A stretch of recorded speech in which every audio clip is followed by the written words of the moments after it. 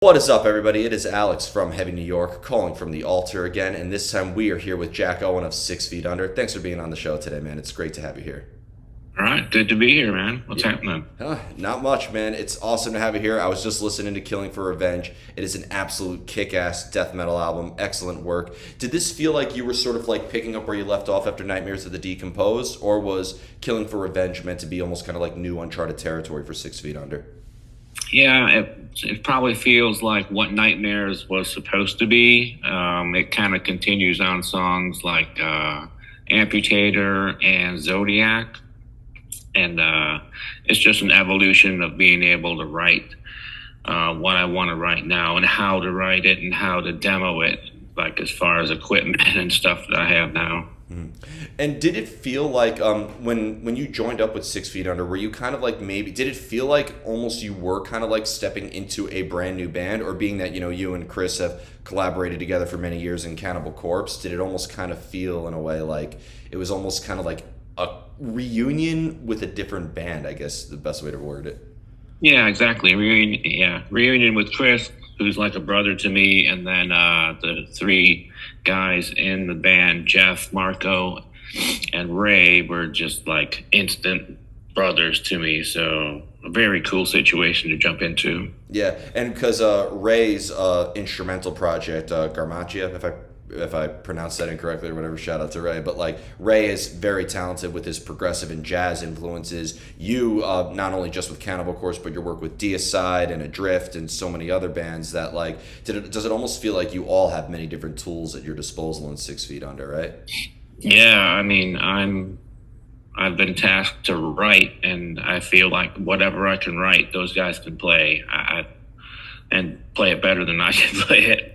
So anything I do for Marco on drums, I write drums like an easy drummer and make a song out of it. But he just comes back with stuff that's way better than what I could program or play. Being that death metal is such like a groove-oriented and rhythmic-driven sound of music, but playing the guitar is so driven on melody in a way. Is there like, as from your playing techniques, are you focused mainly on from a rhythmic side, from a groove side, or are you thinking a lot about maybe melody in it as well? A little of both, because sometimes I do put on drums and write to that off the top of my head, or I have an archive of riffs, which is obviously melodies that are already put to drums. So, if they don't work with the drums that I have for a certain riff, I can redo the rhythm for it. So it's 50-50, really. So every time I ask a musician whether they're playing death metal or they're playing soft blues rock, a lot of them always say, when I ask how a song starts, it usually starts off with a riff. Do you think we're ever going to run out of riffs one day? No, I have a formula that I'm never out of riffs. It's just using the alphabet coordinated with the notes on a guitar or any instrument, I guess. So you're using strange words that you might see on TV, corresponding them into notes on a guitar. So you'll end up with patterns of notes that are different and unique, and I'm up to like 250 of those. Set the drums. and on top of that too, because like, for instance, you've played, behind with one of the greatest death metal solos of all time, Homage for Satan. I don't know if that was you or Ralph who was playing that solo, but either way, like, the rhythmic contributions behind it are just very melodic as well. So there's clearly a lot of melodic forethought in your style as well, right? Yeah, on something like that, it was Steve from Deicide who wrote all the music on the album. And as far as that song, he's a classical pianist as well, and he plays guitar, so he's definitely got some melodic and rhythmic things going on in his head for sure. Yeah, and that was Ralph on the solo. Yeah, I'm learning that solo on the piano. Like, I'm trying to teach it to myself. I got a couple notes down, so maybe Steve knows it. It is a possibility. It can be done. You just need, if I had a six finger, it would be very helpful. But yeah, me too. But because I was just wondering too, because being that you've played with Chris for many years, both with Cannibal and 6 Feet Under, but playing with Glenn and playing with Corpse Grinder as well, like they all have their own unique, distinct growls and their distinct guttural death metal voices. So does your playing technique maybe adjust depending on who is also behind the mic? I don't think so. Maybe with Corpse Grinder you can speed things up a little bit more, because we learned from the first album working with George that he can sing anything that we lay down or write for him. In fact, it got to a point where we would challenge him with stuff that's like, nobody's going to be able to sing this, but of course he can. Yeah. I mean, does the subject matter, did this, because I mean, Deicide was more blasphemistic, Cannibal Corpse was more gory, if you will, and I feel like 6 Feet Under kind of is like, goes all along the spectrum of different subject matters, especially because with the Graveyard Classic series, they, Sure. 6 Feet Under's never hesitated on also doing covers as well. So it almost seems like 6 Feet Under is almost like the most, I guess for lack of better words, diverse project in a way, right? Yeah, totally. We're throwing around another Graveyard Classics album, and yeah, there has been religious themes in 6 Feet Under songs, and that's something I might touch on. Not in a gory way, but just like a theology way. Yeah. And does maybe you feel like you channel a different energy, or like have a different emotion channeled into your guitar depending on what the song could be about?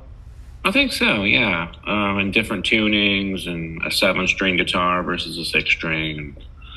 The mood, like Accomplice to Evil Deeds on the new album, the whole thing came to me in a dream. It was me and Corpse Grinder, and he was killing people and I was his accomplice, so that really set the mood for the song. It was kind of all in my head before I demoed it. That's a pretty, I almost want to see, can you maybe make a music video where like you relive that sort of dream? Yep. I see it. It's the album cover. Yeah. I'm trying to like look at it, and because I've always said that the album cover, because Nightmares of the Decomposed was also a fantastic album cover, and then I look at this artwork. There's clearly a lot of forethought, not just in the music, but in the overall presentation of the album too, right? From the artwork, oh, yeah. and everything like that. Yeah, if you get the vinyl, it's the best presentation of the artwork for sure. And I think we gave him some song titles, and he came back with sketches, and there was a sketch for that song, and it was like, yep, that's it. A pile of heads. Cool. Do you feel, and because again, going back to what I asked earlier, I feel like with a track like Fit for Carnage versus Compulsive, or you have like Ascension versus like Spoils of War, again, there's many different subject matters. Is there ever a time where maybe personal experiences, you mentioned that this was about a dream, but like, is there ever a time where maybe your personal experiences or trials and tribulations are a source of subject matter, or do you want music to be just a pure escapism? It's pure fiction, or maybe ideas that we get from friends or colleagues. Like Decency Defied was about a friend that had tattoos all over her, and she dreamed of somebody tearing them off. Stuff like that. Not like real things, but just ideas that's like, boom, that sounds like a great song idea. Is there ever research that goes involved into the song too, like, or maybe certain crime stories or certain films or artworks too? Ascension is my loose take on Macbeth. Oh. But everything else is like true crime or violent fiction. Because and with your gateway sort of getting into this genre, because despite what like people say, like no matter how true metal somebody is, right, nobody's listening to Cannibal Corpse on their way to daycare when they're 2 years old or something like that, or 6 Feet Under. So how did you sort of find yourself through this riffing style in a way? Because I feel like when you trace it's so hard for me to trace. Death metal is such its own unique style. It's hard for me I don't see Metallica or AC/DC or Black Sabbath influence in a death metal song. You know what I mean? It's always seemed like it was his own thing in a way. Yeah, there's a little Sabbath here and there for us, but It's hard to say how you evolve into something like this because I started with Kiss Alive, and my brother just had a cassette dub, and it didn't have the pictures of the guys. And I liked the music; it was kind of heavy, so I went to the mall. You go to the mall, and that's where it all happens. You see. For me, it was like Motorhead or Iron Maiden album cover, and I was just looking at the cover. Which one's cooler? Maiden. So I go with that, and the evolution is Maiden, Venom, Slayer, and you're off. Yeah, it just seems like it was building up, and then all of a sudden it skyrocketed to the most heavy aspects of. Yeah, I guess it's just curiosity to see what's heavier and heavier out there. It goes up to like Napalm Death and Autopsy now, and Humfared and all that. Yeah, and I mean, you see now with new death metal bands as well that it's the world of death metal. I think is in very good hands with Sanguisugabog and Frozen Soul, Blood Incantation, Creeping Death. I mean, have you sort of been, for lack of better words, like keeping up with more modern day death metal bands too? Oh yeah, I'm waiting for the Necrot. I'm just sitting here waiting for the album. I played Drill the Skull like 100 times so far. I just interviewed Necrot literally less than 24 hours ago. I interviewed them last night. Oh, cool. Yeah. That's what, April 12th. Middle of April or something? April 12th. Cool, yeah. Yep, love them. People are like, it sound like Autopsy. I'm like, yeah, a little bit, but better. See, as a diehard death metal fan, I never understood like how one could appreciate a Morbid Angel, but couldn't appreciate a Deicide, or couldn't appreciate 6 Feet Under, but couldn't appreciate Autopsy or something like that. How could we be so selective? Like, I love death metal, and I'm equally happy when I listen to Frozen Soul as I do with Cannibal Corpse, for example. But like, I never understood how one could appreciate one over another. I could understand maybe between deathcore and death metal, but just different death metal. Yeah, new metal versus death metal and all that. Yeah, but as far as pure death metal, it's all good. Yeah, and I wish more people had that point of view. Yeah, even going back to stuff like Paradise Lost, who influences Hamfeared, that Metal Blade band that's coming out. Who I just interviewed as well. So heavy, and the singer, when he sings, it's like so good that it's a passage to more heavy stuff. With the world of death metal as well, because there's been many variations of it, from like more melodic death metal as we've seen in Gothenburg, as we've seen like more groove oriented, and it seems like there was always an evolution with death metal as well. What I've noticed, and when you were like just getting your foot in the door in the world of death metal, have you noticed, were you able to kind of foresee that happening in a way? Yeah, I figured the heaviness level and the speed factor were going to be reached, which they pretty much were. So it was kind of like songwriting took the forefront. Like, I always think of the live factor when I'm writing songs. It's not as much about speed and heaviness. And when it comes to playing live, does that make it a completely separate energy, playing live versus songwriting? Or because you're thinking about the live presence while you play, while you write, it kind of feels fairly similar? Kind of like the final journey of like, was this song good? If people react to it in a good way live or yell out for it. And within those dark small rooms or whatever like that, can you almost, if you're playing like on a bigger stage versus a smaller stage, is it harder to tell? Oh yeah. Festivals, you're like 50 yards away from the crowd, so it's like, there's an overall reaction, but you can't hear the individual people. Fair enough. With this new album too, you had a guitar solo collaborated with Jason Sukoff, who I consider to be the Dr. Dre of death metal at this point. But working with him and his vision in a way, like, because I feel like he's his own visionary, and you have your own vision, and Chris has his own sort of vision behind how he songwrites together. So when it comes to, do you all really have to be on the same page when writing, or could all of you being in your own worlds maybe actually help enhance the song and add variety? Yeah, we are on 4 corners of the country, so I do all the guitar rhythms. So yeah, Jason puts a little more stamp on the whole production than people realize because he gets the drums and they're pretty raw. So he puts his stamp on there, and we work on guitar tones for maybe a day and a half before we track. And even after we're tracking, we're reamping a little bit and just tweaking everything as we go, as we're tracking. How do you know when you're finished with a song? And tracking, I don't know. You just know. You've been on so many albums at this point, it's almost has to be instinct, right? Yeah, it's like, okay, that's enough. Next.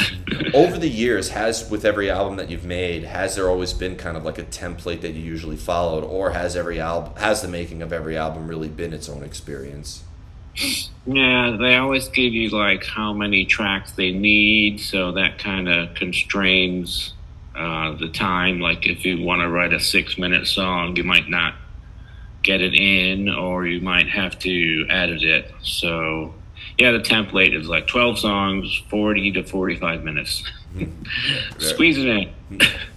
And finally, there's a couple of anniversary questions I wanted to ask you too, if that's cool. But this year marks 30 years of The Bleeding, which again, I think Stripped, Raped, and Strangled is, as to me, like I think that's the equivalent as what like Paranoid is to Black Sabbath for classic metal. I think Stripped, Raped, and Strangled is like as classic of a track for death metal, and that I feel like that's always that's when people are unsure of death metal, that's the first track I recommend them to listen.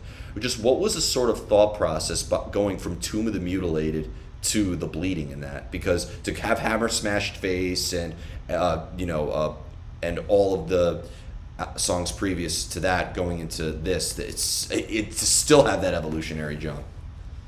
Yeah, it's almost like a commercial evolution, like in death metal songwriting, because Tomb was abrasive and brutal and entrails ripped from a virgin cunt and all that stuff. So we had a little more time, and we were in a haunted house writing all winter. And I'm not sure what caused that evolution. Maybe so much touring and getting better on our instruments and realizing that our songwriting was a little more important at that point. It's my favorite album. I can listen to that like any day. Yeah, because I feel like with The Bleeding, it was not to say that Eaten Back to Life and Butchered at Birth and Tomb of the Mutilated wasn't written seriously in a way. I think it's technically incredible, but there's the insane artwork on there that's just absolutely intense, where I feel like The Bleeding had more of a focus on the music more than anything else. I thought like it was the album artwork was more thought-provoking or more moody, and then therefore people were able to focus on the music more with The Bleeding. Yeah, exactly. Yeah, those first 4 albums are all completely unique in their own respects. Like Eaten is thrashy, Butchered is overwritten but in a good way. Tomb is, like I said, abrasive and violent. And then Bleeding was like, okay, slow it down and concentrate. Yeah, fair enough. And also, by the way, speaking of metal songs on piano, I Come Blood can also be a piano song as well. You like hammer the keys for vibrato? Yeah, no, it is. It's not like you need like a rhythm section. You have to play the notes at the exact same time. It involves getting the left hand and the right hand similar. Man, it can be done. I'm trying, and I want to do it on. My parents have a Steinway at home, so I want to do it on there. Nice. I think that's what Steve has in his living room. Like death metal guy, walk into his house and there's this Steinway grand piano. I'm a diehard death metal fan, but to me, the most beautiful sound in the world is a Steinway grand piano. I don't. And then the other anniversary I wanted to talk about is that this year marks 20 years of your last album with Cannibal Corpse, The Wretched Spawn, and that too I thought has incredible technical proficiency on there, but also the most brutal artwork Cannibal Corpse ever had. So what was the sort of thought process behind The Wretched Spawn, and how did that maybe into that at all, going off with a strong album like that, maybe influence what you would do on The Stench of Redemption, Until Death Do Us Apart with Deicide? Yeah, I think that's when we evolved into writing our own songs. Like I wrote 4 for that album, and I wrote all the music and the lyrics, and I think everybody did that for their own songs except Pat. So yeah, that was the evolution of, and maybe it was like the splitting of personalities, and that's where I was like, okay, that's pretty much enough for me of the band. But yeah, it wasn't like write it all in the practice room. It was like write it and bring it in and slap it together, and it worked out pretty good. Yeah. That's one I can listen to. Colin Richardson production, pretty good. A little boxy, but good. Yeah, can't go wrong with that. And again, with whenever you come into a new band, whether it would have been coming into Deicide or joining up with 6 Feet Under, do you look at the earlier material and being like, this is what has to be done, this is what has to be played, or are you kind of given full range, given your history, that you're just able to kind of bring your own mix and kind of given the freedom to do that? Yeah, Deicide, it was like, I wish I could have just had all my writing tools and I would write something that was like the first album or Legion, but it didn't turn out that way. I didn't really write a lot because Steve was writing a lot back then. But that's the only case where it was like, yeah, concentrate on the older stuff because you're going to be playing it live and it's the favorite of the fans. And we tried, but you can't replicate it. It's like in 6 Feet Under, I try to write stuff like Alan West would write, but it just sounds like Obituary, and it's like, throw it out. Well, so I write what I write. Yeah, but it works out for the best. I still think Killing for Revenge is one of the top 6 Feet Under albums that there is in that expansive catalog that there is, because I like the production of it, the songwriting, and you mentioned too that there's like a better preparation behind it. It almost seems like you brought out every tool in the toolbox for this album. Yeah, definitely. I was writing fast stuff, and then I took a couple week break and wrote caveman style songs, and we used 2 of them, then got right back into the speed. With the caveman style songs, was that what Neanderthal was based off with the new album? Yeah, Neanderthal, because that's the way it sounded when I was done with the song. I was like, sounds like a caveman. And Hostility Against Mankind is the other caveman song. Yeah, which I love that title, by the way. I love the titles because they are brutal death metal, but like there is also a bit of mystery behind it. You take a song like Fucked with a Knife, of course it's going to be a death metal song, but Hostility Against Humanity, like that could be a hardcore song, that could be like a doom metal song. Like I just feel such misanthropy in that title, but I don't know what to picture it sounding like until I see the 6 Feet Under label over it. Yeah, it was the first line of the song, which is Murder and Suicide Pact, which is obviously a death metal song. But we were like, we're getting too violent. Let's use the line from the song. It's in the middle of the song. Yeah. But it can also be the title of a review by somebody who hates the album. This album is hostility against mankind, dude. Yeah, I think that's awesome. I think that's, again, I think that is one of the best titles ever in a 6 Feet Under album. It's really versatile. Yeah, definitely. And the final question I wanted to ask you is, turning back the clock a little bit more, coming from, you're a fellow New Yorker in a way with, your history of death metal. Now, a lot of people assume that Florida is the death metal capital of the world because of Deicide, Obituary, Morbid Angel, and whatnot. But I think the state of New York, I can't just say New York City, but with the history of Cannibal, Immolation, Incantation, Suffocation, like a lot of classic bands. I'm just wondering what the sort of scene was like, though, when you guys originated in Buffalo, and like, was it more or less let's get the hell out of here and let's spread the name, let's try to catch up with the Morbid Angels and the Obituaries of the world, or was it kind of like your own little scene up there with Cabbage's, the record store, and all that stuff? Yeah, I guess every city has a little scene, and we had all our bands like Baphomet and Atrocity and Rob Barrett's band and Chris's band and our band with me and Alex. But we were driving down to New York City for shows before we even signed a record contract to see like Morbid Angel and Bad Brains and Leeway and all that stuff, because as good as Buffalo was, nothing beats a scene around New York City. So got to go to an epicenter. So when we recorded in Tampa, we were like, this is really cool, and we might as well move here. And it worked out for the best. Yeah, totally. Because Morrisound, it's just a building.